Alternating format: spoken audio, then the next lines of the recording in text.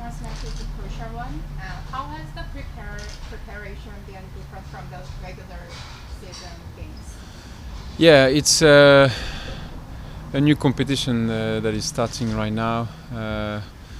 Obviously, finishing third give us the home advantage, I would say, for this game.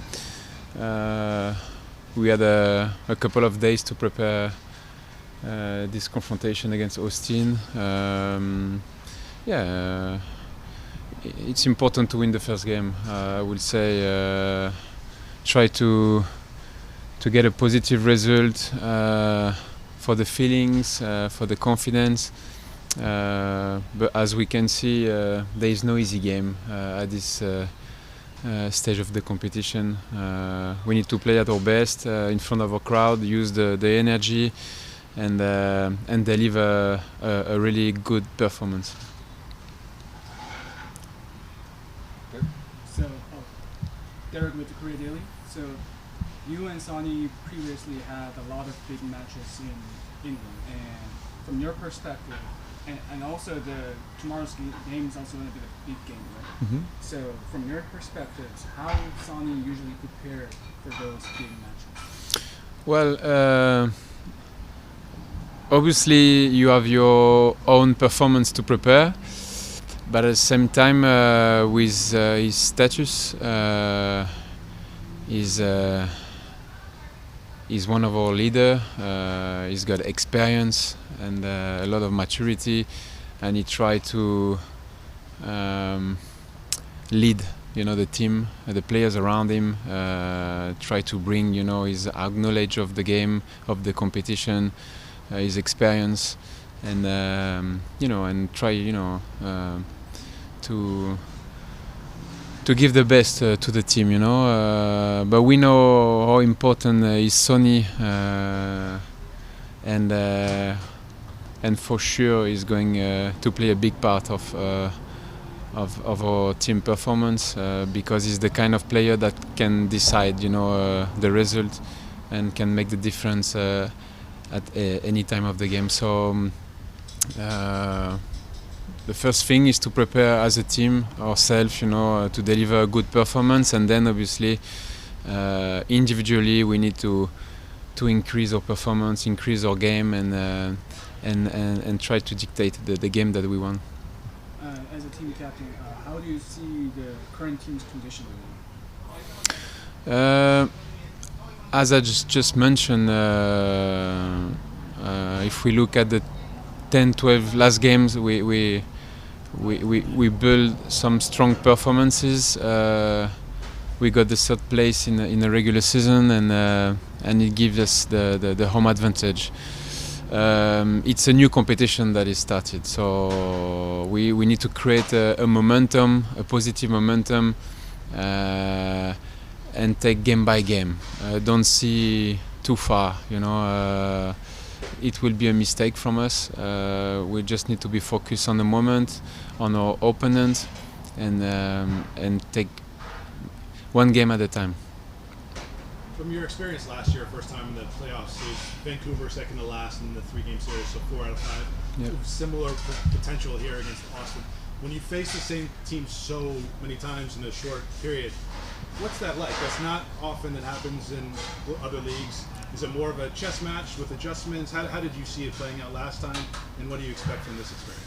Yeah, even if the last 2 games we faced Austin, it was a different context. We cannot forget that we lost our 2 games against them in the regular season.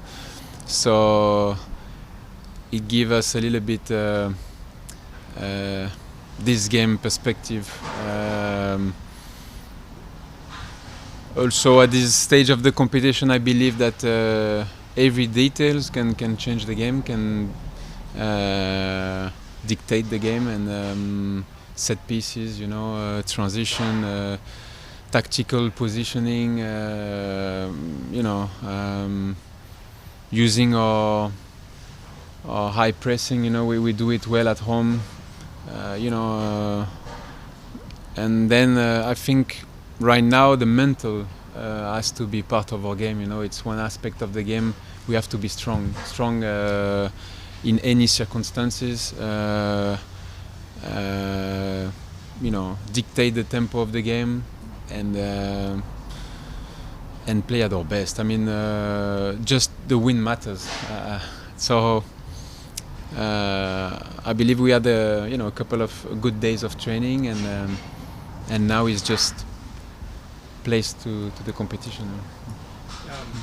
They obviously in both the matches capitalized in one moment. They didn't create very many chances against you guys, but they took the chance they had in the set pieces.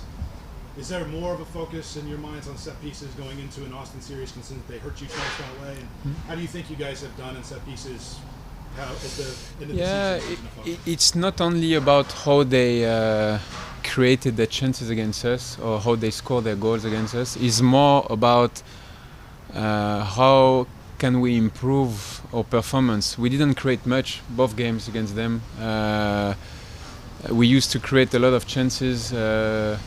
We used to test more often the keepers than we did against them the last two games.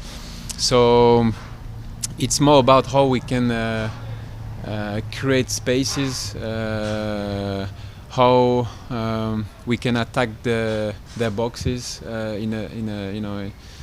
and be more efficient, more effective in the final third.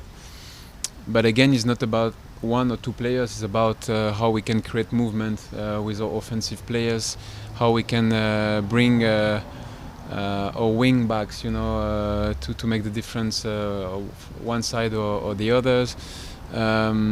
It's at the end is a team performance. Obviously, we need our best players at their best. We know that Denis or Sonny can make the difference, but also we can only rely on them. We really need to step up as a team and to make a strong performance. And last one for me. You're at the end of another long season in your career. How do you feel about your year in particular, and how are you feeling physically? You took a pretty hard knock against St. Louis, which is you've recovered well from, but the challenge of the season for you, what was it like? Well, it's been a long season and it's not finished yet. I feel good physically. I recovered quite well after this bad shock at St. Louis, but I'm just focused right now on the playoff. I want to deliver the best that I can. I want to help the team, and I want to progress, as far as we can in this competition. And then we will see for next year. But I think we are in a really good relation, and there is a trust, between the club and myself, and so there is it's not a problem at all. Right now, we are all focused on the playoff. We'll move to take questions online, starting with Paul Tenorio. Paul, go ahead. Thanks so much. Thank you, Hugo. I have a question that's a bit different than what you've gotten so far. I covered the U.S. men's national team and had a chance to speak with Jesus Perez, working on a story about him and his role with Mauricio's staff. I know that obviously you played under that staff and know them quite well. I wonder if you could share some thoughts and some memories of working with Jesus, specifically what he brings to Mauricio's staff and what kind of his interactions are like with the locker room.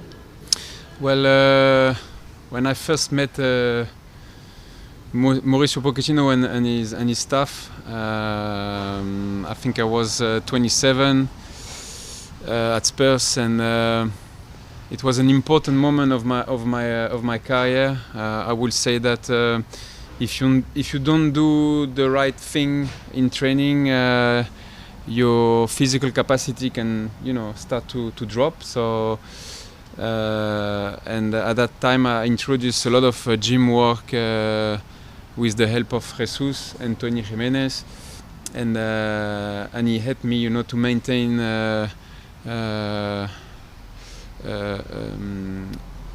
my my speed, my agility, my power, and he helped me to even get better in my game and in my performances.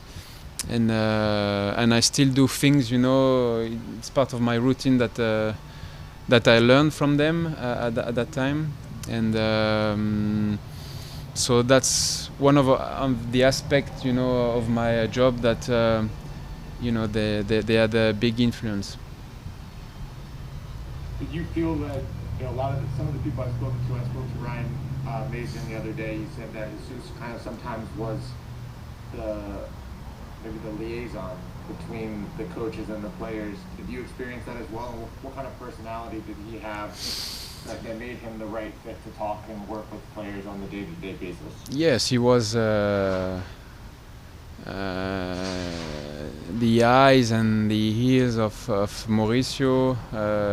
He was really involved in the sessions, you know, and on and off the field, also in the gym, and he took a big part, you know, in our physical condition, and I think he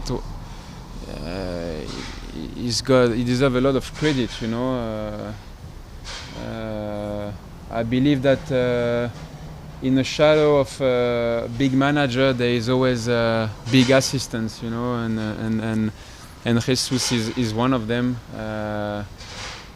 He's a really bright person, really intelligent, and he knows really well his job, and he has a big knowledge of the game, but also on the fitness wise, and it's really easy for him, you know, when he get into a new job to adapt and to bring his style of work. Thank you so much. I appreciate it. Pleasure. Okay, thank you, Paul. And last question will go to Jim Alexander. Hi, Hugo. Thank you for your insightful answers so far. I wanted to ask you, you've been through so many competitions, you know, internationally and club-wise. When you come to the MLS playoffs, you've done this already before, but do you get excited for it? Is this like a change now for you too, that now everything matters, every little thing can change a game? Does it excite you like it did when you were going into knockout stages in Champions League or some international competitions? Is this a similar feeling for you, or what's your sort of approach when you enter the MLS playoffs, which are a little bit different than other competitions? No, I believe we cannot compare my MLS experience to my European experience. It's very different. So you have the regular season, obviously, you are fighting all the year to get the best spot that you can. And then the second part is the playoff, that you play for trophies. And it's really short. And also doesn't matter how you perform during the year. If you are at your best, if you manage to create a positive momentum, you can succeed. So it's a different way to manage the season in MLS compared to Europe, because Europe, any result can change the dynamic of the team, and it's all about points to reach the European spot, and also the trophy. If you want to win the league, you need to finish first. Here is a different approach. Yeah. Thank you, Jim. And last question to Scott French.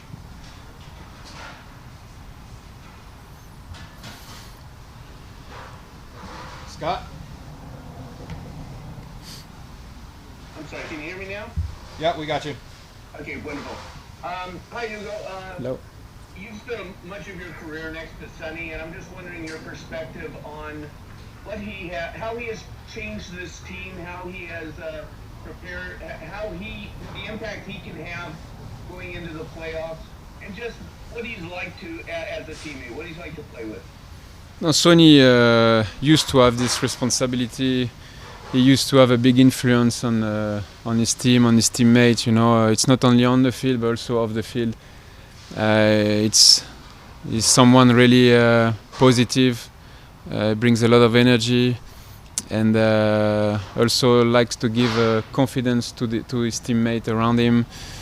But you can see already his impact. You know, it's been only a couple of weeks now, but his influence is huge, you know, and obviously we all want to see Sonny succeeding in the MLS, and we need to work even harder, you know, to help him, you know, to achieve what he wants and what he comes for, you know.